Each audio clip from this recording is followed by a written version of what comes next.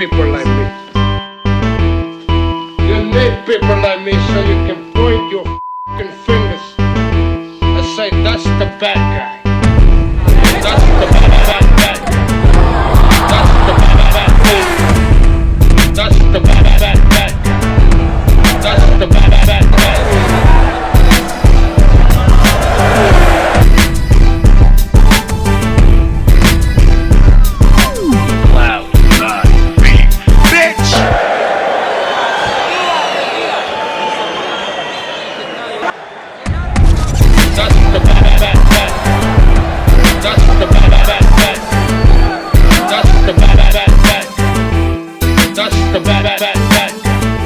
Welcome to the motherfucking relay. We're covering today's top boxing news. Ow! Okay, we'll start with this. On my previous video, we talked about Shakur Stevenson going off on a reporter, checking bullshit narrative on not supporting black fighters, going against his own people because he paid Bam Rodriguez a compliment, paid him a compliment by way of his social media. His performance against Soirung Bisai, a lot of people were high on it. Apparently Shakur Stevenson was also, and someone chose to use that against him. Because Bam is an American fighter of Mexican descent. In truth, we've talked about clickbait in the YouTube boxing community many times here on the channel from many different angles. Who's doing it and why they're doing it. They're doing it for clicks. They're doing it for clicks, which translates into dollars. That's why they're doing it. And we've talked about that here on the channel. False prophets for profit.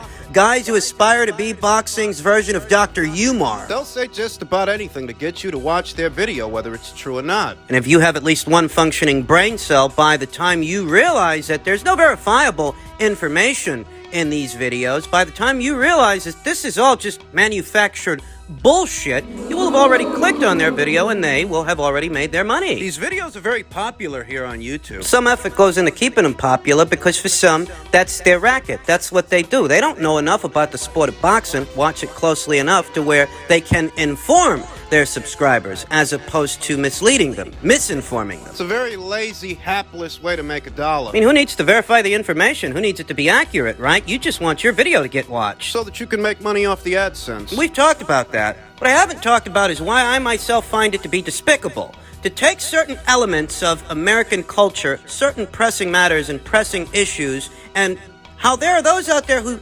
choose to misappropriate them for personal gain. What does it communicate when you inject these taboo elements, taboo polarizing subjects where they don't belong? What does it communicate about the content creators that do this? Because they know what they're doing when they're doing it. They know that the information they're providing doesn't check out. They know that they're making it all up. They know that they're spinning a yarn and spinning a narrative. Like the guy who turned Shakur Stevenson giving Bam Rodriguez a compliment into Shakur Stevenson going against his own people. How is him giving Bam a compliment him going against his own people? How do you arrive at a conclusion like that? You do it deliberately. You do it for shock value. I think many of these content creators are greatly lacking a moral compass, a moral code, or a code of ethics for what information or what passes for information on their channels, what they're willing to provide to their subscribers. There is an unusually large number. These kinds of videos are very popular on YouTube. At least inside the bubble that we call the YouTube boxing community, that niche community and those niche channels. Yeah, their niche is lying to people and profiteering off weaponized outrage. You gotta be a real scumbag to go about making your money this way,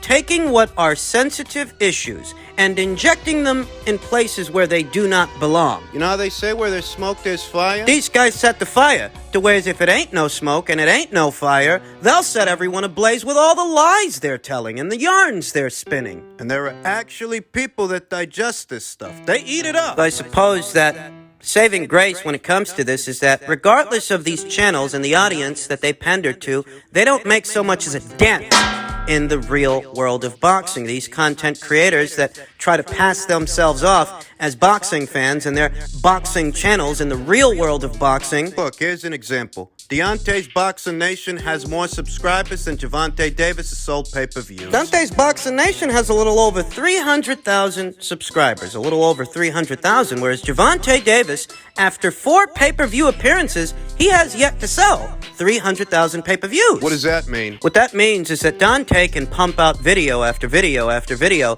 talking up Gervonta Davis on his YouTube channel in this digital environment. But in the real world, people aren't that impressed. People aren't buying his fights that much, and that's because people in the real world want to see him fight the Vasyl Lomachenkos, the Devin Haney's, the Teofimo Lopez's, so on and so forth. They want to see him fight those fighters. They don't want to see him fight an Isaac Cruz. They don't want to see him fight a Rolly Romero. So while Dante's Boxing Nation, A very popular boxing channel here on YouTube. while he's talking up this guy like he's the best thing smoking, and while his videos might seem popular in this digital environment, in the real world, Gervonta Davis hasn't cracked 300,000 pay-per-view buys yet. You've got more subscribers to your channel than he sold pay-per-views in his last fight. Why, you ask? Well, because watching YouTube videos is free.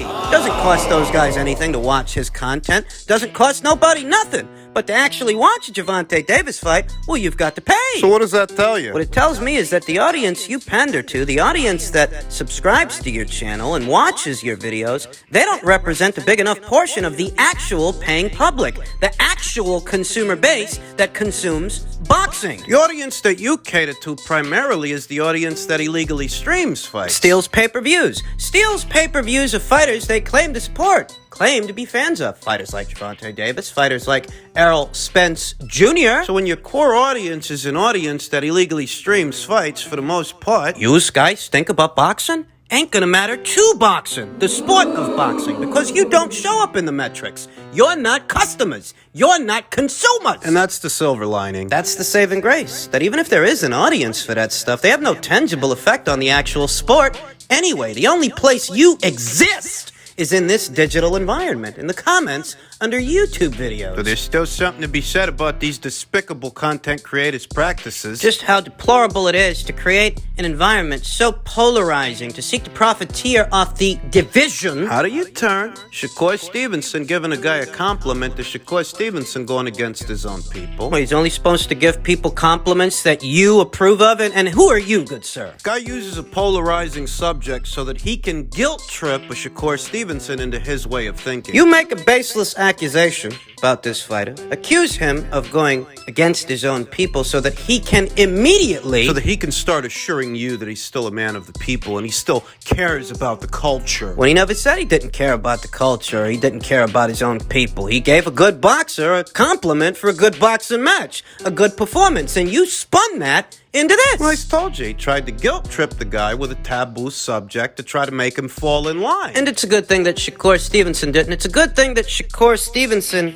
himself addressed just how baseless these accusations are, who they're coming from. The pseudo-civil rights activists on YouTube. Needs to be said, you think these guys care about the issues? They don't. They're monetizing outrage culture, which is pretty fucking deplorable when you think about it. Injecting subjects that hit close to home in areas where they are not present. In order to elicit an emotional response, galvanize the listener, and profiteer off the outrage that you create. Beware of false prophets. They're just after him. When you misappropriate issues like this that affect a lot of people, hit close to home, it's because of your own apathy. You're the kind of person you accuse everyone else of being. You accuse a Shakur Stevenson of turning his back on his own people when you're the one that's doing that by lying to them. Trying to throw him under the bus. When you're the one that's going against his own because you're exploiting your own people. The fucking AdSense revenue. Talk about your scumbags.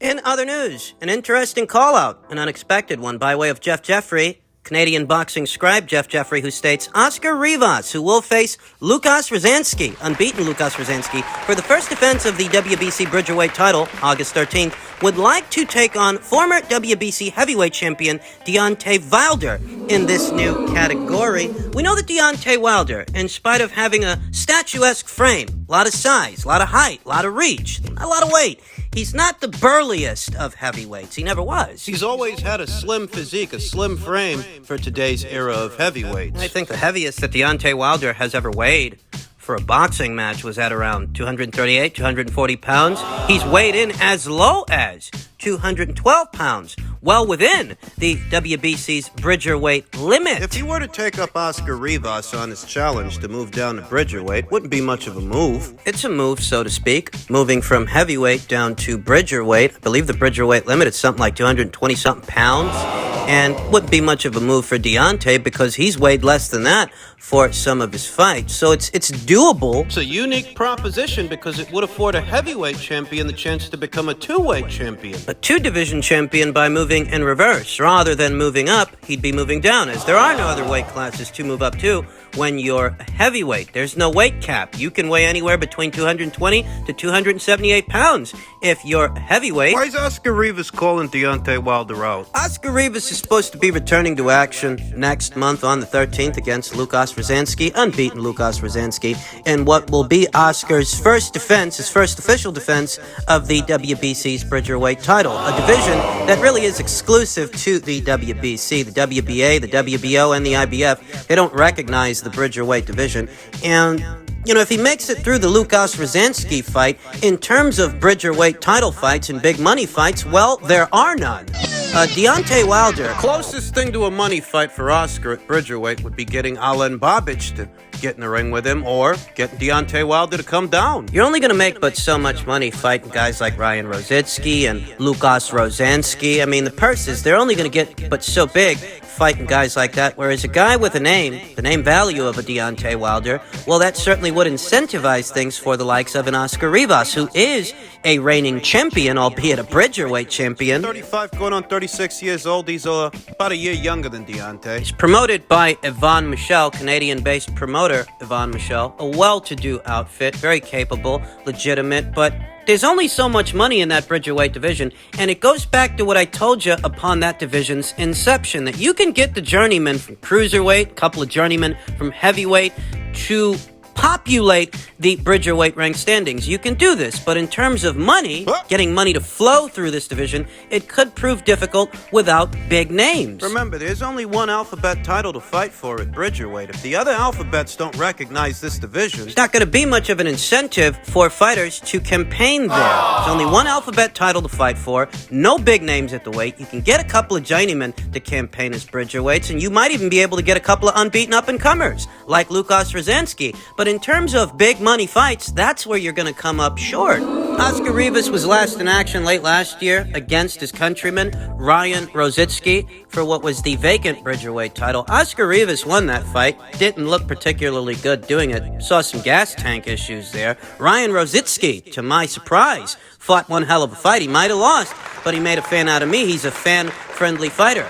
All action. And the fight was a good fight. It had a pleasing aesthetic, though it did fly low under the radar. So will this fight with Lucas Rozanski, Oscar's first defense of that bridgerweight title. It's supposed to be going down in Oscar's native Colombia. Oscar, a Colombian national based out of Canada. Celia Breakus is supposed to be challenging Patricia Bergoult for the WBC junior middleweight title on the undercard of that fight. The casual boxer fan, and that casual revenue stream that promoters are often looking to tap into, a card like this is going to fly low on the radar. They're not going to know about it. You need big names, familiar faces to bring attention to this division. Hence, Oscar Rivas calling for a Deontay Wilder fight. He knows there's more money in a Wilder fight than a Rozanski or a Rozanski fight. Pretty much every other fight you can make it this weight with every other fighter campaigning here. But we don't know when Deontay Wilder's coming back, if he's coming back at all. Recent unveiling of a statue erected in Deontay Wilder's honor in his native Tuscaloosa, Alabama. Deontay said that he's not calling it a career just yet, though at the same time he said he doesn't have the same itch that he used to have before. The most we've heard is he cut a record with his brother. He ain't got the same itch he used to have for fighting. A former champion, over 40 fights, 36 years old. He's made very good money. Not as much as he could have made fighting Anthony Joshua, win, lose, or draw, but still. Guy's a millionaire. What's a house go for in Tuscaloosa, Alabama? He made enough money that he can retire there. If he wants to. If he doesn't, if he wants to keep fighting, who says he wants to fight at bridgerweight? Might return to heavyweight, take on some of his PBC stablemates like Adam Kovnatski, who's set to return to action real soon against Ali Demirezin. If Adam makes it through that fight, he's a prime candidate for Deontay Wilder's next match. I think Oscar Rivas is barking up the wrong tree. I don't blame him for trying. But I also don't think Deontay's going to give him the time of day. And finally, in men's welterweight news, Danny Garcia says, I'm moving up to 154 pounds to be a legend and a Hall of Fame fighter. You're moving up because of mounting pressure for you to face guys like Jaron Boots Ennis and Virgil Ortiz. 6 to 7 years in the welterweight division, but he never got around to fighting Terence Crawford, who he had a lot to say to back when Terence Crawford was still at 140 pounds. I feel great and I look good. It's the Danny Garcia show. Another day, another dollar. I can't complain. Garcia told FightHype.com, I got the best, this Benavidez kid. And then we're off to bigger and better things, I'm doing like I always do my whole career, taking it one fight at a time. It's not about size, it's about skills, heart, determination, and how bad you want it. I believe in myself, and that's all it takes, said Garcia. You could be the biggest guy in the world, but if I'm smart and I believe in myself more, and I want it more, I can take it from you. That's what it's all about. I wonder if Terrence Crawford's critics are going to give Danny the praise for beating Jose that they didn't give Terrence Crawford. 3 or 4 years later, after Terrence Crawford beat Jose Benavidez, an unbeaten Jose Benavidez. I wonder how that's going to work. I wonder how they're going to work that out in their mind's eye. Danny Garcia didn't have the most generous physical dimensions for a welterweight. Much less now at junior middleweight. He's facing a guy that's essentially moving up in weight the same way he is, and Jose Benavidez, a guy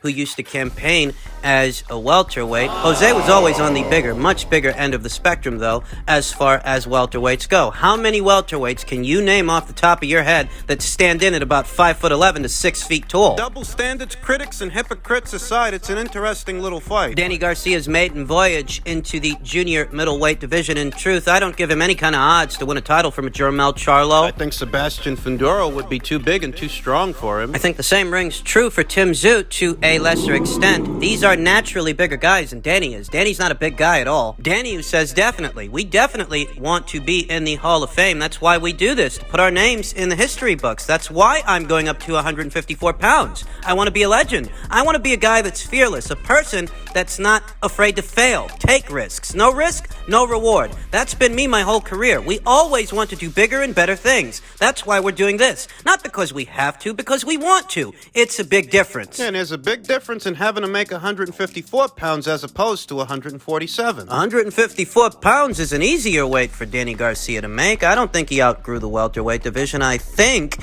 he just doesn't want to have to work to get there anymore. That, and if he were there, they'd be pressuring him to take on guys like Jaron Boots Ennis and Virgil Ortiz, Terrence Crawford if he beats Spence. He's hiding out at junior middleweight, waiting for a title to go vacant. That's the look of it from where I'm sitting. You ask yourself, how could he be hiding out at a higher weight with bigger guys? Well, he's not about to fight one of those bigger guys. He's not going up there and fighting Sebastian Fundora, Brian Castano. He's not fighting one of the who's who guys in the junior middleweight division. He's fighting a guy that used to campaign as a welterweight the same way he used to campaign as a welterweight, waiting for a title to go vacant. Of course, Jermel Charlo might be moving up in weight real soon. After his next fight, maybe, if he doesn't move up in his very next fight. Afterwards, it's kind of obvious what Danny Garcia is doing. He knows the reset button is close to being hit at junior middleweight, and he wants to be there when that happens. Ideally, a guy like Danny is supposed to be a litmus test for your Virgil Ortiz, for your Jaron Boots Ennis. He doesn't want to do that. Danny's biding his time. He didn't fight all of last year. Now he's hiding out at junior middleweight this year. Can he win a title? At junior middle?